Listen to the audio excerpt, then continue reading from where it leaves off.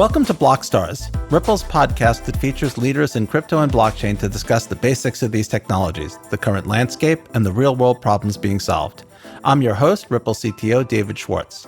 Today, I'm joined by Keyless co-founders Fabian Eberle and Paolo Gasti to discuss how they're using cryptography to protect digital assets. It's great to have you both on our episode. Great to be here. Thank you. Thanks for having us, David. Fabian, why don't you kick us off and talk a little bit about the Keyless mission and how you're applying cryptography to solve some key, no pun intended, problems in authentication and identity management.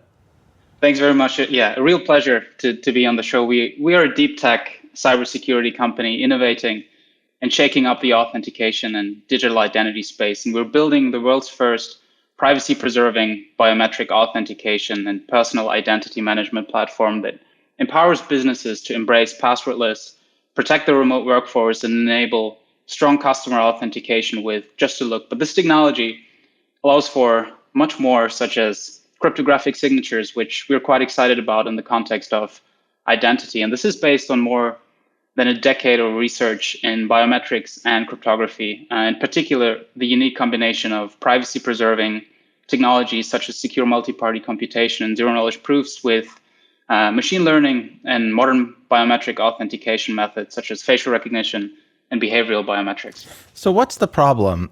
Fabian, what's the state of authentication and identity management today for consumers or for financial institutions? What needs to be fixed? What are the challenges? Yeah, to be frank, authentication and identity management are quite broken, where for us as users, we're all forced to remember dozens, if not hundreds of unique passwords and PINs to access our online services, which isn't only cumbersome for us, right? But also for the business who has to securely store and manage our personal data, which is typically done in a central database that attracts hackers to execute data breaches that result in compromised privacy and ultimately in a significant financial burden. And we're constantly faced with this trade-off between prioritizing either privacy and security versus convenience. And when we look back at the evolution of authentication, we've come from passwords as the sole and single factor over hard tokens in the enterprise context as an added layer for security to soft tokens, SMS, 2FA on the consumer side, to biometrics and local biometrics made popular by Apple's Touch and Face ID systems that partially solve the user experience issues around passwords, but come with severe limitations around interoperability, reach, and thus penetration of these solutions to a future that we at Keyless see private, where based on Paolo and our team's research over the past, we're introducing this privacy-preserving, zero-knowledge biometric authentication platform that solves this trade-off between security, privacy, and user experience. So, Paolo, maybe you could tell us a little bit about how those challenges are experienced from the enterprise side rather than from the consumer side. Yeah, no, absolutely. So clearly, the first problem with the enterprise here is cost. This in many different areas. So one is actually day-to-day cost. Password resets are expensive. Users being locked out of their account are expensive. They can't do their work. It's also expensive because any other solution that requires, for instance, hardware tokens and anything else that requires supports also breaks and has to be, and it's a cost. It's expensive when things go wrong from a tax point of view, right? Exploitation of credential stuffing, phishing, impersonation, all these are really, really expensive attacks. And if you think about it, most of this problem is really due to the fact that we're still tied to password more than we should. If there were a better way to actually do authentication, these problems I think would go away, and that's exactly what we wanted to do here. That's exactly what Keyless goal is. At the end of the day, we're taking biometric authentication with privacy and using it really to get a secure way to do key management. And as you know, as the listeners know, once you can do key management, you can do a lot of things, right? You can do authentication is just the beginning. You can do asset protection. You can manage your assets. You can do digital signatures. You can do access control through encryption. So that the sky's the limit at that point. So that's where we started. We started with authentication, but we think in the enterprise we can solve a lot of all these problems that are really costing a lot to enterprises. So it sounds like you kind of anticipated the next thing that I was going to ask you. I was going to ask you about all of these proliferation of identity systems like Facebook Connect and Google Login, which I think they're trying to address the I have 50,000 passwords and I have to change. I don't even know, I don't remember them all. Like I have to change them in all these different places, but they certainly don't address those other issues. They're basically limited to authentication. Is that correct? Yeah, no, absolutely. No, correct. I mean, if you think back, there's these three models of identity on the internet, starting from siloed identities. What you initially mentioned with us having a username and password for each and every account we're logging in, having to manage hundreds of different passwords in theory, but we're probably reusing the same password all over the place. And then you have these Google or Facebook Connect buttons or Twitter logins that you use where you have that federated identity that makes it convenient for us. But on the other side, we're trading in our privacy or control of the data. We're tracked, and we've, all seen or been involved in these data leaks or breaches or exploits of privacy and user information on the internet. And obviously, I think we're seeing a change toward, not misusing our trust and people being or becoming receptive to a new type of identity model that is more centered around us as people. There's more user-centric, where each and every one of us makes a connection on a peer-to-peer level with that service that we are interacting. That is based or can be based on these decentralized identity networks that are being built and these infrastructure that are underpinned with key management capabilities that are required for this to work, where our technology can be a piece of the puzzle where we can contribute to making this more seamless whilst protecting privacy and ensuring security in using these systems. So what do you think is the biggest opportunity for improvement? Is it adding more features beyond just identity? Is it giving the user more control? Is it better trust and transparency? Is everything important? Yes, all of these are important. If you have a secure mechanism that is too hard to use or too hard to understand, no one's going to use it properly, or just no one's going to use it. So user experience is clearly one of the major factors here. Flexibility is another thing that we think is very valuable, because the more you can do with a system, the better you know, and the more you can do, the more users it will find that, and if the system is secure, as we think ours is clearly something that can benefit you in a lot of places. In terms of control, of course, that's important. If what we are pushing at Keyless is really control on the user. You are the only one. You and your device are the only ones who have full control on who is storing what and when. So we take a strong stance on privacy, which means that nothing private ever leaves your device without being heavily processed and encrypted in a one-way fashion. So you control your keys, you control anything that you use to access your keys. In our case, is primarily biometric. So user control is really an important aspect there.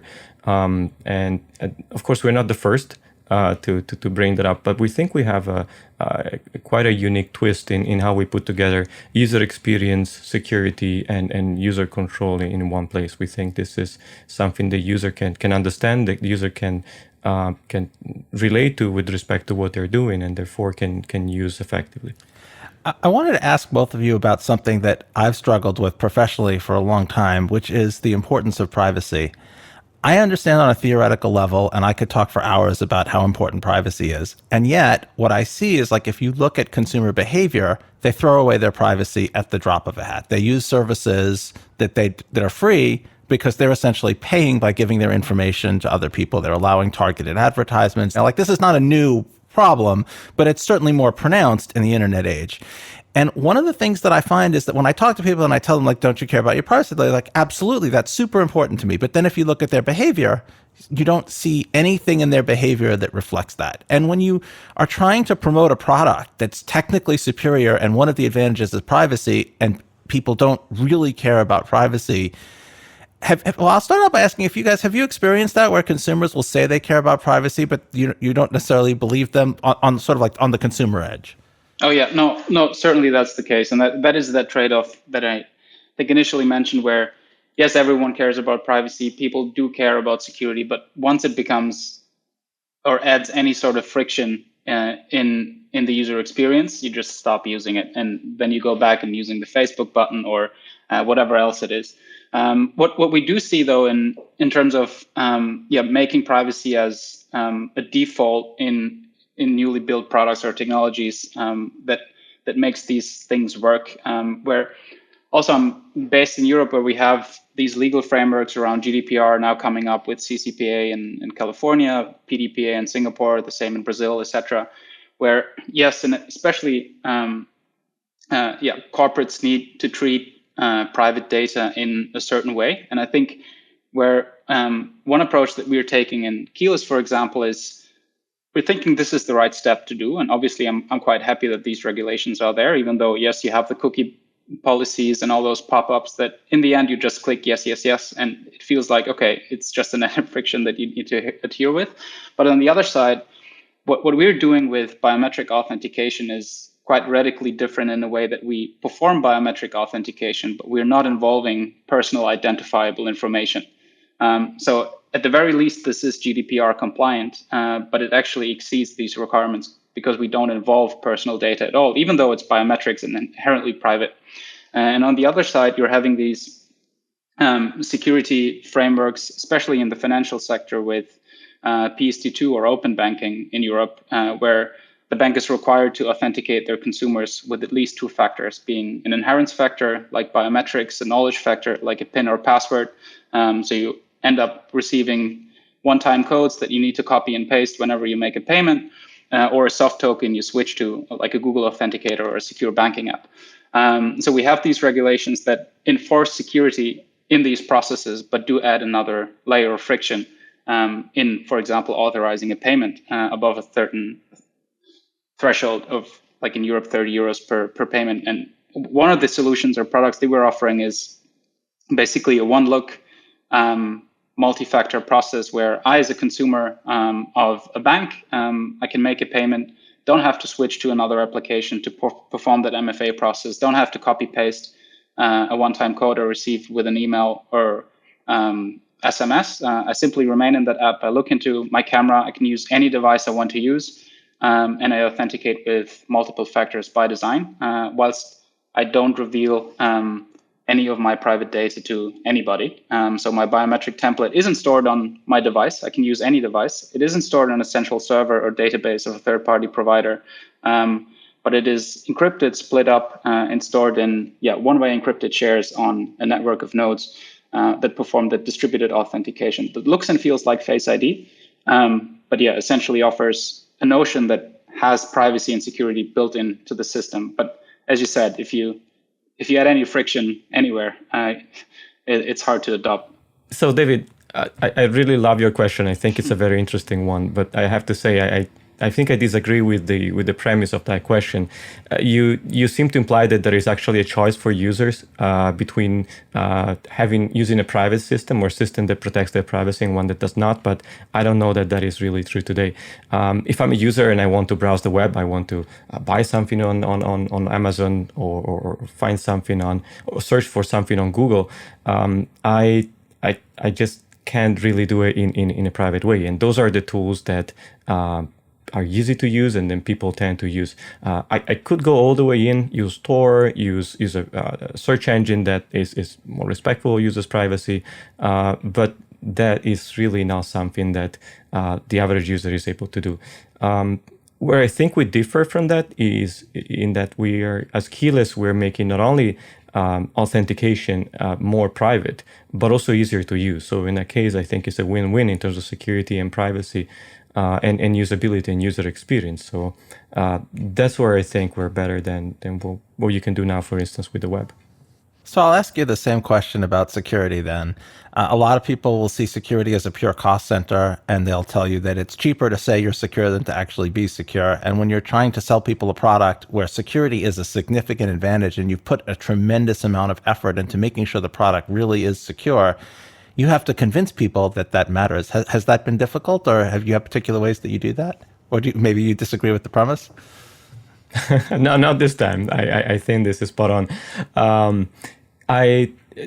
You're absolutely right. And working on Keyless, I I found out that there are really two kinds of people in the world: those that haven't been those that don't know they have been hacked, and those that do know that, and they're really, really looking for something that will prevent it the next time. So you're absolutely right. If you get in the room and they start asking that question, but why do we need it? Why do we have to pay extra costs? Why do we have to deploy something that we don't have? That's not probably a customer you're going to win. But more and more often, you get into the room and you say, we have this problem. We've been studying what you're doing for the past 5-10 years. We haven't been able to do it. You come with a solution that is ready to implement. Where do we sign, right? So it's there's nothing in between. That's the interesting part. Either you get into the room, they immediately get it, the customer immediately gets it, and it's an easy sale, or we just know that there's no way. Yeah, bringing that back to today, maybe it's May 2020, where we're seeing more and more people working from home, and yeah, there's a lot fewer security defenses when you're working from home. So the network security of your Wi-Fi isn't as good as your corporate network, and we're seeing phishing and scam websites themed around that pandemic exploding on the web. Actually, when it comes to phishing emails, it's around 600 or 700% more than a month ago. So you're really having, first of all, you need to be aware of these threats and the things that are happening. And at the end of the day, it's predominantly, or it comes back to passwords, where 80% of all the data breaches that involve weak or stolen passwords. So I think it's the very easy steps that all of us can take in just enabling 2FA or MFA on all of our accounts if you use passwords. If you can go passwordless and remove password-based attacks altogether, that's great. But if you, say, log into your corporate network using the VPN and these type of things are certainly things that all of us should be doing. But yeah, on the other side, it's pretty much, when it comes to security and privacy, it needs to go with a user experience that is acceptable. If you add too much complexity or friction, you really need to have felt the pain before in order to adopt a solution. So it's May of 2020 now. We're in the middle of the coronavirus lockdowns. There's been a drastic change in the way business is conducted. So let's go back before that for a minute, and then we can talk about how it changed. So before that, there was a pretty big backlash against the tech industry. I mean, this is before tech was absolutely essential to the way literally every, I mean, it probably was, but it wasn't so obvious that it was so essential. There was a huge focus on self-sovereign identity systems. There was a narrative around cryptocurrency, and there was that big tech backlash. How do you see identity in that world? Yeah, no, I think identity really becomes a focal point in all of these things where, I mean, in the enterprise context, you talk about zero trust security paradigms where you're basically securing at the application level rather than the enterprise network or the firewalls, where authentication in the context of identity is very important, as need a dynamic or more risk-based approach to access to cloud platforms or the corporate networks, etc.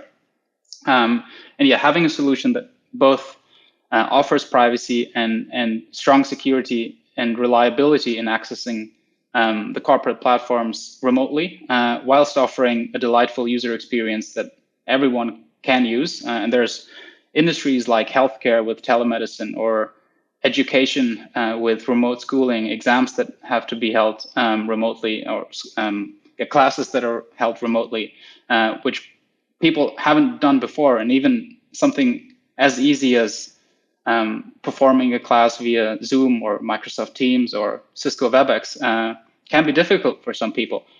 So if you add or tell someone to adopt some complex security product, it can add a friction and basically prevent business from happening as it is. But I think the situation has helped accelerate digital transformation at speeds that I think were unthinkable before. I guess I think it was yesterday or the day before when Microsoft on their earnings call basically said that 2 years of digital transformations have happened in the past 2 weeks. So I think businesses are just rapidly moving business online, and yeah, authentication and identity becomes a very important piece of enabling that shift. Yeah, I think it's undeniable that this has accelerated the adoption of those kinds of technologies. Paulo, how do you see that kind of change? No, absolutely. We finally realized that there are way more gaps in this way of working than what we expected.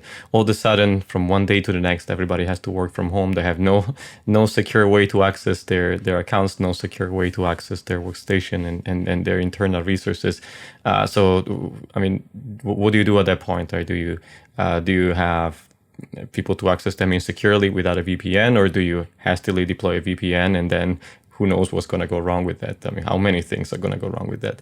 I think this is, we've come to a realization also to your previous question.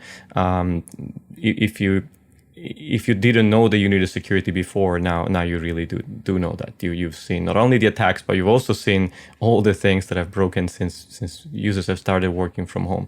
So I think that has helped us a lot, because I'm probably biased here, but since we've been working on biometrics for quite some time, I see biometrics as a great way to actually enable working from home.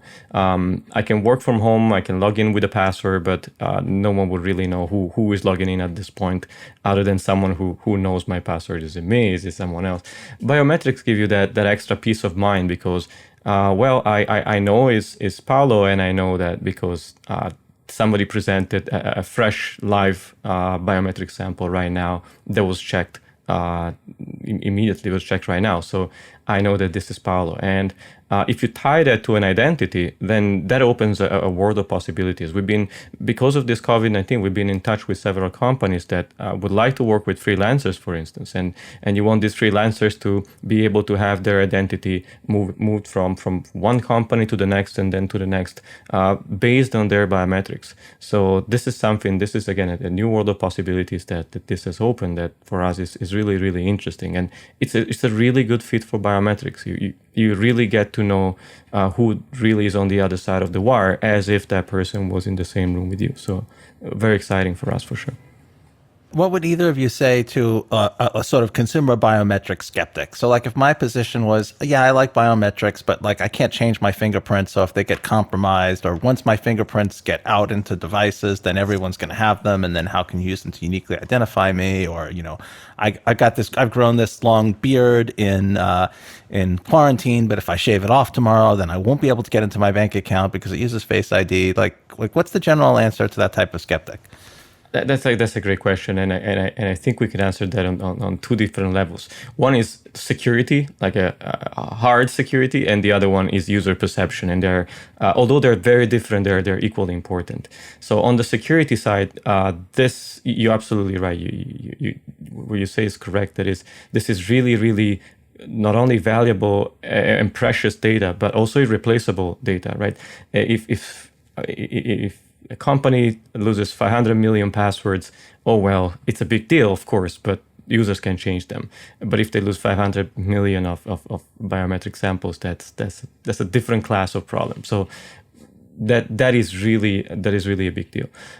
That's why the only way to do biometrics, really, especially at scale, is to do it with some form of cryptographic protection. You have to be sure that nothing private is ever shared with anyone who might want to use these biometrics.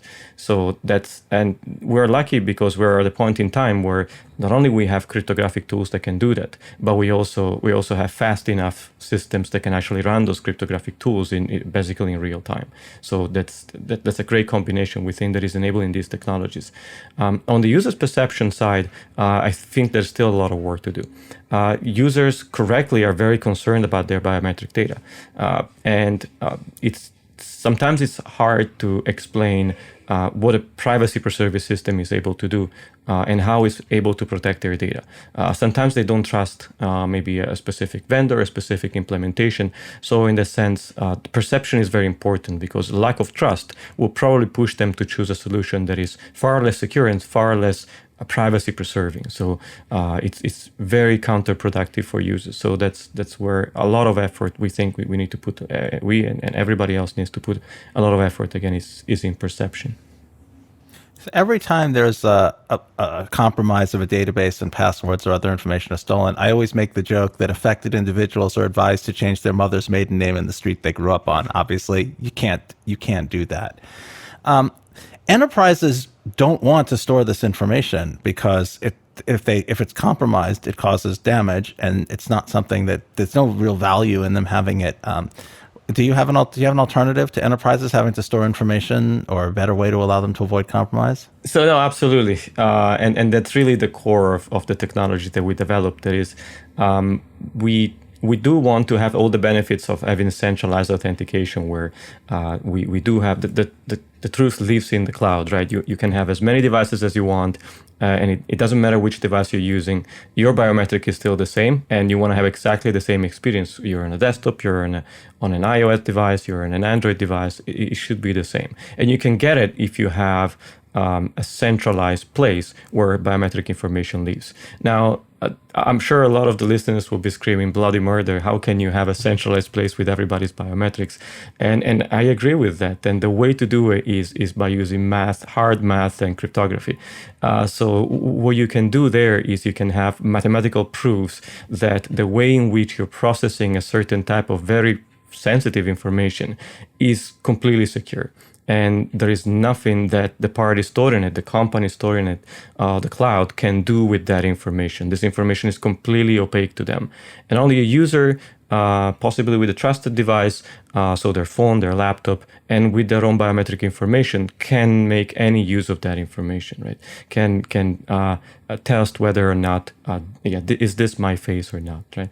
So in that sense, you have to set the bar very high, because again, you're dealing with very private information. So not only you shouldn't be able to see any kind of transformed version of the data of your biometrics that can still disclose something. You shouldn't even be able to check if a certain user is enrolled in a system. You shouldn't even be able to check, is David part of this biometric system, right? Even that would be a huge violation. And you can achieve all of this with cryptography. And in this day and age, you can do all this cryptographic computation on a mobile phone without running down the battery, without taking more than a small fraction of a second, a couple hundred milliseconds. So the technology is there, and there's really no point in not using it. So this is near and dear to my heart as a cryptographer, the fact that we have brand new cryptographic primitives and operations that enable us to do amazing things that we couldn't do before. We could do a whole episode on zero-knowledge proofs, and probably should at some time. But there's that trade-off between privacy and security that has always been painful. And I think it's incredibly exciting that zero-knowledge proofs gives us a better way to make that trade-off. So for those who might not be familiar with zero-knowledge proofs are a cryptographic technique that allows a person or an entity or a piece of software to prove it knows something without revealing the thing that it knows.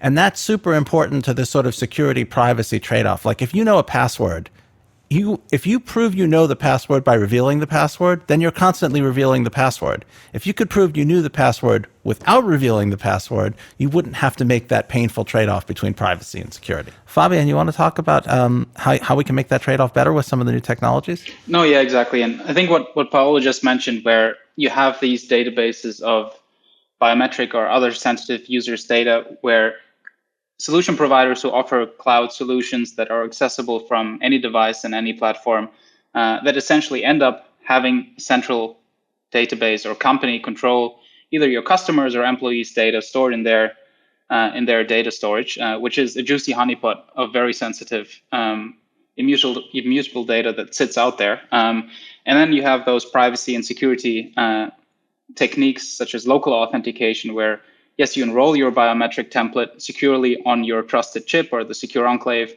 on your phone. But what you end up having is that basically you're married to your device that you can use. If you forget or lose your device, you can't authenticate.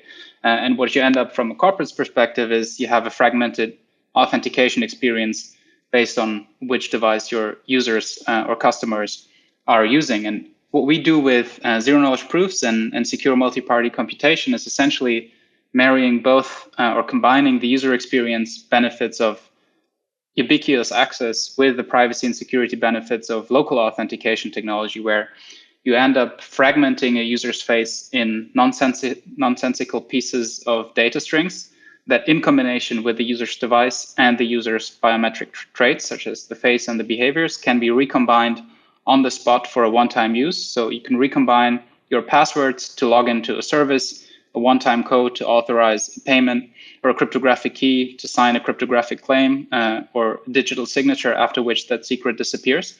And you end up having nothing sensitive on the device. So if you lose your device, there's nothing sensitive in terms of information that you're losing. Neither is there anything stored in a central repository that can be attacked or breached. So you end up having both, and that is based on these advanced cryptographic primitives that we're employing. So one of the obstacles to cryptocurrency adoption has got to be the user experience. Things like keeping keys secure, worrying about losing devices. Paulo, do you think these new identity solutions can help with the cryptocurrency user experience? Absolutely. I think they can be a game changer there, because you're correct. If I have a cryptographic key, as the average users, am I going to lose this? Am I going to forget the password that protects the key? Is the drive on which this key is stored going to break at some point tomorrow, next year, 10 years from now? Right. So the way we think this problem should be addressed is by having a secure and privacy-preserving way to manage these keys remotely. Effectively, what we have is that the user can unlock and reconstruct their keys at any time by showing their biometric and by doing some cryptographic processing on that biometric information. You can lose your face. You can probably not lose your fingerprints. So that's one problem that users don't have. Not only that, you can't really forget how to use a system that only requires you to show your face to it, or to put a fingerprint, a finger on a fingerprint scanner. So it's easier to use. It's easier to learn how to use it. There is a much smaller barrier to entry. I mean, think about showing your face to a camera rather than writing down 12 random words on a piece of paper that then you also have to think where you're going to store it, and are you going to trust the place where you're going to store it, and so on. So I think that the barrier to entry is much lower. The ease of use is much higher. The reliability of a system like this is much higher. So we think that could be something that can change things significantly. And again, all this without compromising in terms of privacy or security, because no one still can see your keys, no one still can see your biometrics. So something that is as secure as local custodianship, but at the same time as flexible and also as easy to use as remote custodianship. So the other problem that consumers face is scammers. Cryptocurrency giveaway scams where people ask you to send them cryptocurrency and they say they'll send you more back and they don't. We've seen work at home scams, check scams. Can any of these technologies help protect consumers, or does it have to be education? Fabian, what do you think is going to help with that problem? Yeah, I think there's several things that where these technologies can help. Well, certainly awareness is a great first step, but then when it comes to these scams and phishing attempts, etc., I think it's one, making sure that you're checking the information and the sources where this information is coming from, or these requests are coming from, and first of all, enabling security measures in the fact of two-factor authentication, multi-factor authentication on all your accounts. Certainly with cryptocurrency exchange accounts, for example, you want to make sure that this access is protected. You're not reusing the password that you're using with your Facebook account or your Gmail, etc. And then I think that's one. And obviously, if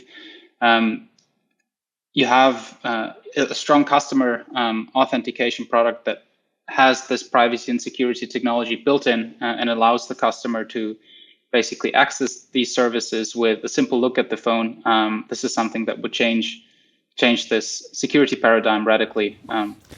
So I guess the other problem that we've seen, given that cryptocurrency, the industry with the exchanges are somewhat nascent and they're kind of trying to figure out what their business looks like and what their operation should look like, there have been a large number of high-profile thefts of millions of dollars worth of crypto from these exchanges. Can these technologies help them, or do they just have to mature? Paula? They can certainly help. Of course, there's a maturity that has to happen as well. Increased maturity has to happen. But this technology can certainly help. In one way, the one way in which they can help is to give control of assets to user more than exchanges. So not necessarily all the assets that are in exchange needs to be there at all time. It's often a convenience for the users themselves. So being able to take care of their own keys in a secure way enables the users to actually take control of that, and that can substantially change the equation there in terms of how much of these cryptocurrencies can actually be stolen, and therefore also the incentive. So although of course it's primarily a matter of having more secure exchange and more mature exchanges, clearly this can help also on the user's side. So we're just about out of time. I'd like to ask you guys where you see the industry going in the next couple of years, let's say 5 years. And I'll ask one of you about the sort of what it's going to look like from the consumer side, and one of you what it's going to kind of look like from the enterprise side. And I think I'll start with you, Paulo, and you can pick which side you want to take. I'll take the consumer side. So yes, I do think that the industry is going to change a lot in the next 5 years. We just passed several huge scandals that had really raised awareness of privacy and security issues for users. Just a little while back, Cambridge Analytica, for instance, and now users finally understand the value of privacy, which is one step closer to closing the gap between what they claim and what they actually do. Right? So I see a huge push for a change, not only in the past 1, 3, 5 years from the user's point of view. I think that there is going to be a democratization of technologies that use cryptography for protecting people's secrets, even more than what we've seen so far. I think this is going to become more and more widespread, simply because it's going to be easier. It's going to become easier and easier to use these technologies. The awareness is going to increase. It has already increased, and we're reaching a critical tipping point, I think, where these technologies are not only ready, but people are also aware and ready to use them. So there are a lot of things that the public administration is also doing, and governments are doing, that will also push consumers to want more of this technology and use more of this technology. Imagine as a user that you could have, say, an identity box, for lack of a better term, where you can have information related to you. You can have your date of birth, your place of birth. You can have some financial information, and use cryptography to do selective disclosure of some of that information to parties that need to have it, right? You can register for a driver's license with that, but just disclosing the bare minimum that is needed for that. You can open a bank account without having to go through all the paperwork that in some countries it requires time and effort that is often not warranted, and without having any diminished security because of that. So I think as soon as users will see the benefits of this kind of technologies, they would definitely want to see. And we are already seeing some of it. We're already seeing some push. So I have a very positive outlook of what's going to come in the next 5 years. So Fabian, where do you see it on the more of the enterprise side? No, I totally agree with what Paulo said. And I think the industry and the web will be a place where security, privacy, and convenience isn't a trade-off anymore, but the norm. And this notion of empowering people by giving them control of their personal data, I think is something that will eventually not just be a part of compliance, legal, or auditing, but a real enabler for business and ultimately trust in customers and users. And I think this is a future that we want to live in. That's something we want to help create. And we believe with Keyless, we can contribute to achieving this vision, and very excited about what's to come. Thank you, Paulo and Fabio, for joining me today. Well, thank you, David. Thanks, David, for having us. It was a pleasure hosting you on Ripple's newest podcast, Blockstars. And listeners, thank you for tuning in. If you have any questions about this episode or any feedback for new episodes, please reach out to me on Twitter at Joel Katz, JoelKatz, or to the Ripple team on Twitter @Ripple. See you around the blockchain.